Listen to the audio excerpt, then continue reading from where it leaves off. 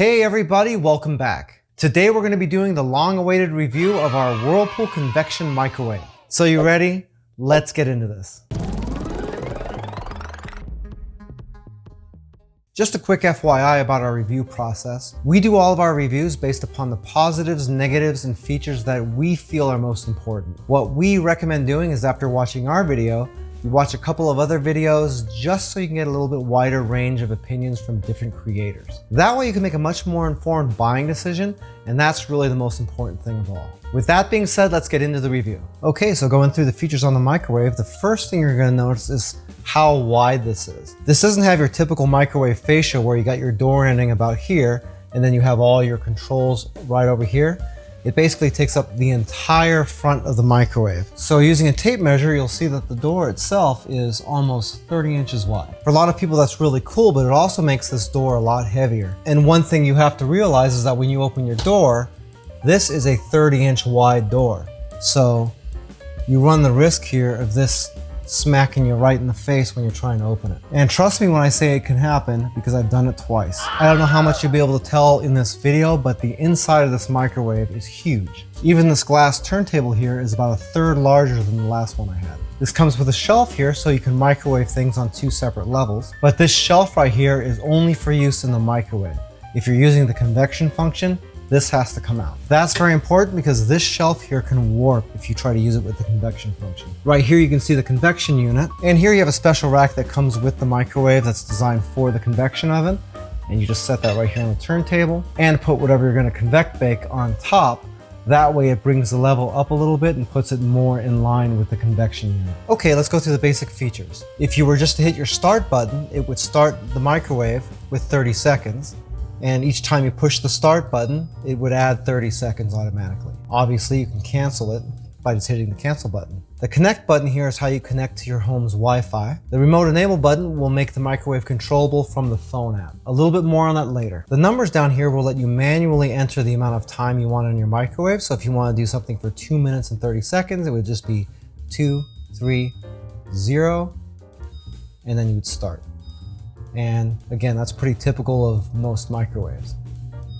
The arrow keys are shortcuts to microwave in increments of a minute. So if you just hit these arrows right here, it'll go 1 minute. And each time I push that, it'll add an additional minute. Once you get to where you want, go ahead and start it up, and it'll microwave just like normal.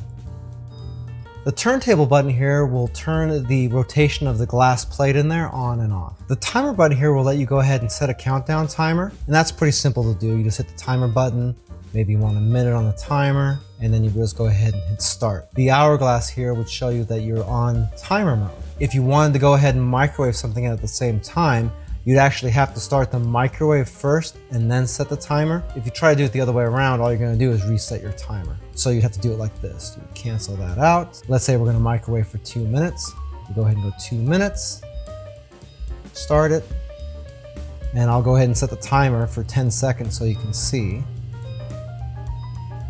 And when that runs out, it notifies you, but you can see the microwave is still running. The clock options button here will allow you to set the clock, set your scrolling speed of all your text, change the volumes of the sounds like these beeps you're hearing, turn your energy saving on and off, set your alerts for filter changes, turn the vent fan on a 30-minute timer, put the microwave light on a timer, calibrate the temperature, and that has a lot to do with altitude, put the microwave in demo mode, which we would never do, and go into factory reset mode, which you'll probably never have to do. The little fan icon will change the speed of the vent fan up underneath, and that goes between high, medium, low, and off. And the last of your basic controls is the surface light button. So you can turn that to high, to low, and to off. The only other button you have here is these 3 hashes, and when you click that, then you get all of your custom cooking stuff here. If you hit the convect button, that's for convection baking. And you'll see that you got different options here on your screen. You got manual convection bake, you've got manual convection roast, and you got some convection cooking recipes. For instance, if you go into the recipes here by hitting select, then there's some bakery stuff, whole chickens, casseroles,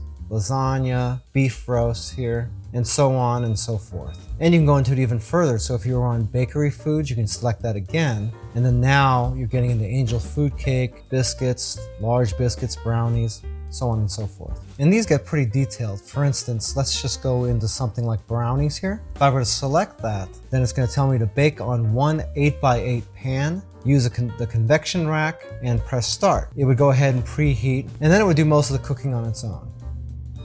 And just about all the features of your custom menu have nested options like that. If you want to defrost, then you've got meat, poultry, fish, quick defrost. And once you pick what you want, then it's going to ask how heavy it is, and then it's going to do an automatic defrost for you. The softening and melting is for stuff like butter and cheese, and even to soften really hard ice cream. The steam and simmer feature gives you the ability to steam fresh vegetables, frozen vegetables, potatoes, and then if you're in the simmering, then you have some options for pastas that you can go ahead and cook right here in the microwave. The warm hold feature defaults at 60 minutes, and what you would do is you'd put your food into the microwave there, set it for how long you need to keep it warm, and go ahead and start.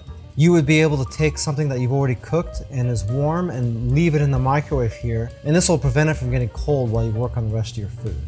The cook time and power button will give you the same controls over your microwave as we originally went through. So we go ahead and set this for 5 minutes maybe, or something like that. But if I hit this button again, it'll allow me to put the power percentage in too. So maybe 30% if I wanted it, something like that. And then I would go ahead and start, and then we'll be cooking for 5 minutes at 30%. Another way you can do that would just be to go ahead and maybe microwave something for a certain amount of time and start it. And then you can go back into this menu and tap this twice, and that's how you get back to your percentage again. Down here is your AccuPop button. This is just for popcorn. And what you do is you put your bag of popcorn in the microwave and then push this button, and it will automatically sense the amount that's in the bag, and it will also listen inside the microwave for the popping to slow down, and once that does, it'll shut off automatically for you. The potato button here works about the same way. You just take up to 4 potatoes, put them into your microwave, and then just hit this button, and it will go ahead and auto sense the amount of potatoes you have in there, like this, and then it will cook them accordingly for you as well. Down here we have our vegetable button, and some of the options here are really similar to the steam options, because you've got the frozen, fresh vegetables, and canned vegetables now. And again, it's going to sense how many cups of vegetables are sitting in the microwave and heat them accordingly. The reheat button will just basically reheat stuff that's gotten cold, and you'd select whether it's a beverage, a casserole, soup, and so on and so forth. Again, it'll sense how much power it thinks it needs in order to reheat whatever you happen to select. The auto cook button, again, it's going to use the sensor to just kind of automatically cook whatever you select. So let's say we have a fish fillet or something like that. You put that in there, and then you go ahead and start it, and then it would just determine how much it needs to cook by weight. So if it was a pound of fish maybe, you do that and hit start, and it'll go ahead and just kind of microwave it like that. The last option on here is the kids menu, and through here you've got all kinds of stuff like canned pasta, frozen pizzas, little frozen meals like microwave meals, oatmeal, chicken nuggets, basically stuff that you normally see kids eating, hot dogs. So let's say you're gonna cook a hot dog here, you'd select that, put it in the microwave once again, start it, and it's gonna ask you how many hot dogs you're gonna be cooking. Let's say there's 3. You go ahead and start, and hopefully that's enough time to get them cooked without exploding them all over the place inside your microwave. For our test, we tried out several of the cooking functions. To test out the convection oven, we did 2 different things. First, we baked a little bit of bread, and we're really pleased with the results. In total time, that bread took almost the exact same amount of time as it took in our convection range.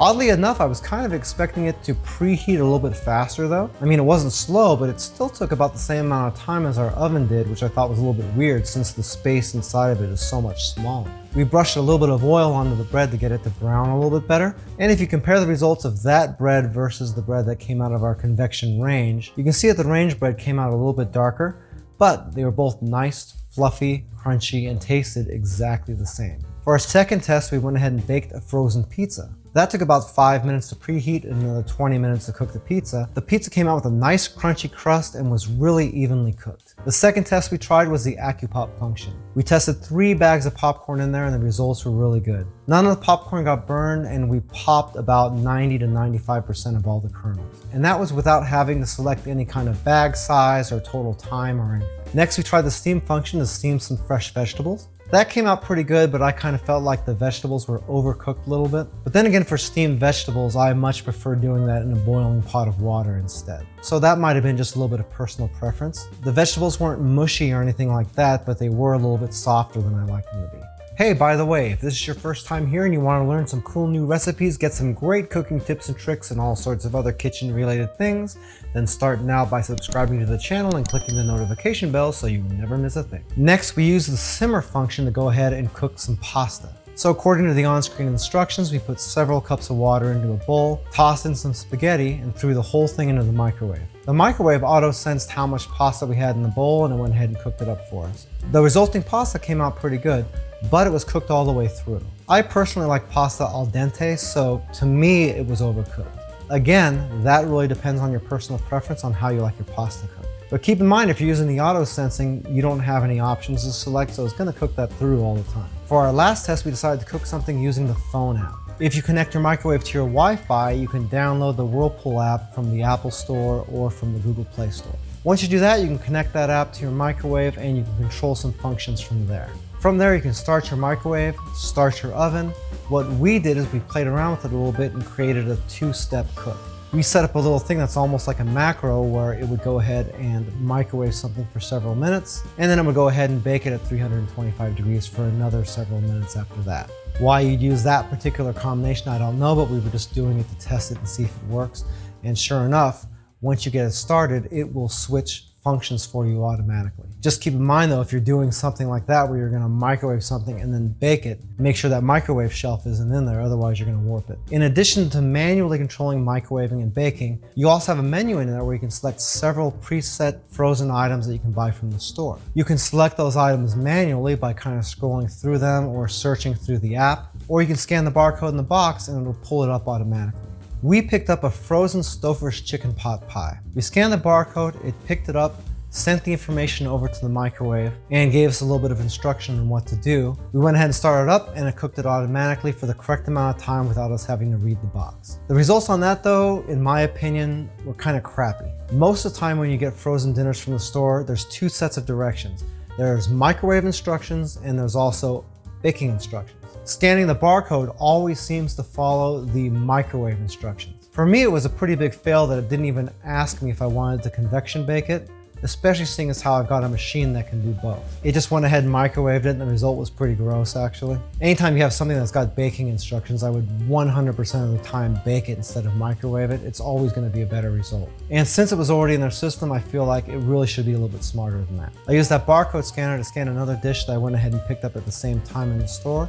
And as you can see, it couldn't find that one at all. Another thing about the app is that you can't just start the microwave from the app. The app will send all the information over to the microwave, but you have to go over there and hit the start button. So that would make me wonder why I'm using the app in the first place, especially seeing as how I've got to take the thing out of the box and put it in the microwave anyway, so I've got to be standing there. How much time does it really take for you to look at the back of a box and read 2 lines of instructions? To me, at the end of the day, all that app is a big gimmick to sell more microwaves. It's too slow, too limited, and I'll never use it again. So the bottom line is this convection microwave worth it? Well, it has all of your regular microwave features and a whole bunch of auto-sensing ones that were really cool. It's a really good looking microwave and it's got a ton of space in it. That door is really big though, so if you have a very limited space in your kitchen, that might be a little bit of an irritant for you. Not only does it have the microwave functions, but it also has all those convection oven functions as well. That was actually a really big selling point for us, especially when you consider the fact that the price on it was only a little bit higher than a standard microwave. Basically, the best part about getting a machine like this to me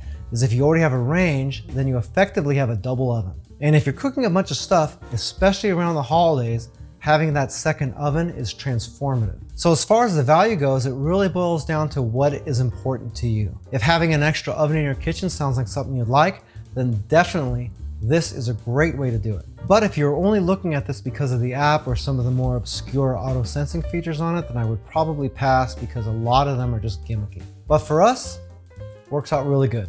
Just never going to use that app. If you'd like a little bit more information about this product, we do have an Amazon link to it down in the description of the video. Also, if you have any questions about it that I didn't quite answer, you can always ask me down in the comments and I'll see what I can do about getting that answer for you as well. If you'd like to learn a little bit more about Joe's Phenomenal, you can watch a couple more videos or you can check us out online at joesphenomenal.com. I thank you so much for taking a little bit of time out of your busy day to watch this video.